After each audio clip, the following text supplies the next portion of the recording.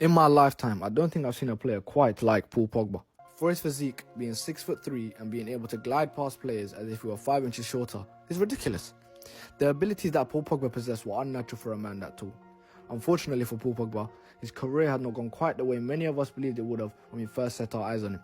Now, many people believe it's due to his choice of club, meaning his return to Old Trafford.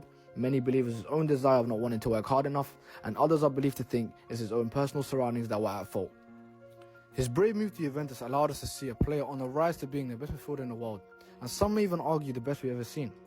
At Juventus, we saw Pogba in a free role, allowing him not to be restricted, play his own game, which is where we saw the best of him, at club level.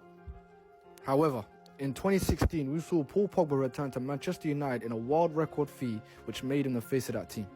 At United, however, things did not go to plan, and we only ever saw glimpses of his world-class talent. That free role at Juventus was never quite given to Pogba during his United tenure. In fact, there were times where he was more restricted than ever.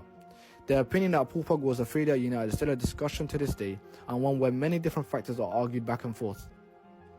Nevertheless, one thing that did not disappoint those who loved him, and even those who didn't, was Paul Pogba in a dark blue shirt for his nation. The 2018 World Cup allowed us to see a version of Paul Pogba that was no longer restricted and playing the sport with a smile. I think it's fair to say there's definitely an argument there in regards to him being the best player for France in that tournament.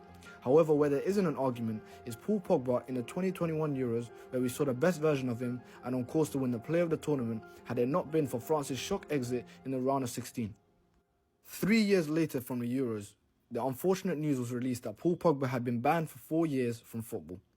Where you place Paul Pogba in the history of midfielders is up to you.